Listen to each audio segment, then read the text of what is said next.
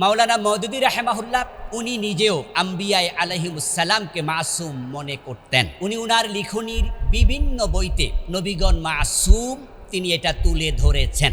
আম্বিয়ায়ে কেরাম মাসুম এটা নিয়ে আমাদের সামান্যতম দ্বিমত নেই। ইসমতুল আম্বিয়া আলাইহিমুসসালাম, আরেকটি হচ্ছে আদালতে সাহাবা। এই দুটি বিষয় নিয়ে আমাদের দেশে কিছুটা কাদা ছুড়াছুড়ি হচ্ছে, ভুল বোঝাবুঝি হচ্ছে। আমি ব্যক্তিগতভাবে যেটা অনুভব করি, নবীদের ইসমাত নিয়ে আহলুস সুন্নাত ওয়াল জামাতের অন্তর্ভুক্ত কোনো ব্যক্তি দ্বিমত করে না। এ বিষয়ে আমাদেরও কোনো দ্বিমত নেই। এরপরেও কোনো ভাইয়েরা কোনো মহল থেকে একটু হালকা কাদা নিক্ষেপ করা হয় যে আমরা যারা জামাত ইসলামী করি আমরা ইসমাতুল আম্বিয়া অস্বীকার করি। তো আমরা সুস্পষ্টভাবে এটা ঘোষণা করছি, আমরা দ্ব্যর্থহীনভাবে বলছি, আমাদের অন্তঃকরণ থেকে জানাচ্ছি আম্বিয়ায়ে কেরাম মাসুম এটা নিয়ে আমাদের সামান্যতম দ্বিমত নেই। এটা আমরা বিশ্বাস করি এবং এই বিষয়ে জাতিকে আমরা আরও ভালো করে মেসেজ দিতে চাই। এজন্য আজকের প্রবন্ধে আমরা এটাকে হাইলাইটস করেছি। আম্বিয়া আলাইহিমুসসালাম মাসুম, আল্লাহ নিজে উনাদেরকে গুনাহ থেকে হেফাজতে রেখেছেন। আকায়েদের কিতাবগুলোতে ইসমাতুল আম্বিয়া আলাদা বহস রয়েছে।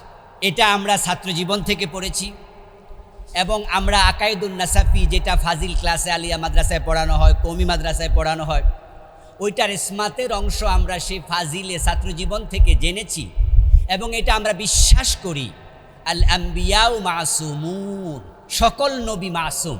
এভাবে দ্ব্যর্থহীন ঘোষণার পরেও যদি কেউ বলে নবীরা মাসুম, আমরা বিশ্বাস করি না, তাদেরকে আল্লাহর মুখোমুখি উপস্থাপন করা ছাড়া আমাদের আর কিছু থাকবে না। তাদের এই শারারাত থেকে, অপপ্রচার থেকে আমরা আল্লাহর কাছে ফানা চাই। মাওলানা মওদুদী রাহেমাহুল্লাহ উনি নিজেও আম্বিয়ায়ে আলাইহিমুসসালামকে মাসুম মনে করতেন। উনি উনার লিখনির বিভিন্ন বইতে নবীগণ মাসুম তিনি এটা তুলে ধরেছেন। উনার খেলাফত মুলকিয়ত বইয়ের 295 নং পৃষ্ঠায় আল্লামা মওদুদী রাহেমাহুল্লাহ লিখেছেন, কেবল নবী রাসূলরাই নিষ্পাপ নিষ্কলুষ। এর সেই সুস্পষ্ট শব্দ আর কিভাবে হয়? রাসাইল মাসাইল বইয়ের প্রথম খণ্ডের 289 নং পৃষ্ঠায় তিনি লিখেছেন, আম্বিয়ায়ে কেরাম ছাড়া আমি আর কাউকে নিষ্পাপ মনে করি না। রাসাইল মাসাইল বইয়ের দ্বিতীয় খণ্ডের 331 নম্বর পৃষ্ঠায় তিনি লিখেছেন, আমি আম্বিয়া আলাইহিমুসসালাম ছাড়া কাউকে মাসুম মনে করি না। তাহলে মাওলানা মওদুদী রাহেমাহুল্লাহকে যদি কেউ বলে যে উনি নবীদেরকে মাসুম মানেন না, উনার এই লেখা, উনার এই ঘোষণার নিঃসন্দেহে এটা উল্টা। এক্ষেত্রে উনি দারুণ মাজলুম মানুষ। তো আমরা উনাকে ভালোবাসি, আমরা উনাকে বিভিন্ন পয়েন্টে অনুসরণ করি, কিন্তু তিনি যেহেতু মাজলুম, এ প্রসঙ্গে আমরা নিঃসন্দেহে একজন মাজলুমের পক্ষ নিয়ে কথা বলবো। আল্লামা মওদুদী রাহেমাহুল্লাহ এবং আমরা যারা আজকে ওখানে উপস্থিত, আমরা প্রত্যেকেই আম্বিয়া আলাইহিমুসসালামকে মাসুম মনে করি। সাহাবাই কেরামের ব্যাপারে আমাদের বিশ্বাস হচ্ছে রাসূল সাল্লাল্লাহু আলাইহি সাল্লামের সাহাবাগণ আম্বিয়া আলাইহিমুসসালামের পরে সর্বশ্রেষ্ঠ মানুষ। সাহাবাই কেরাম আলাইহিমুসসালাম, তাদেরকে আমরা আমাদের জীবন সম ভালোবাসি। আমাদের নফসকে, নিজের জীবনকে আমরা যেমন ভালোবাসি, সাহাবাই কেরামকে আমরা তেমনই ভালোবাসি। তাদের অনুসরণ, অনুকরণ আমরা মহাব্বতের সাথেই করে থাকি। তবে আমরা সাহাবাই কেরামকে নবীগণের মতো মাসুম মনে করি না।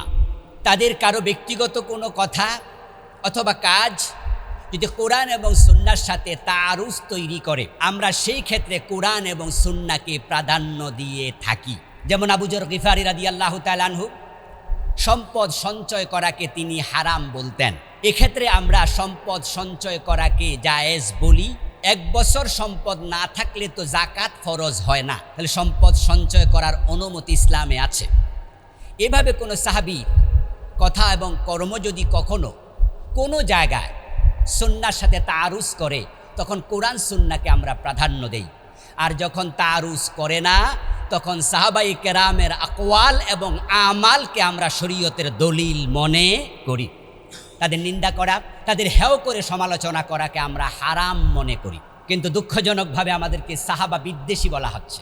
যদিও আমরা কাউকে কষ্ট দিতে আজকের আয়োজন করিনি, কাউকে কাউন্টার দিতে আমরা আয়োজন করিনি, আমরা এটা চাইও না।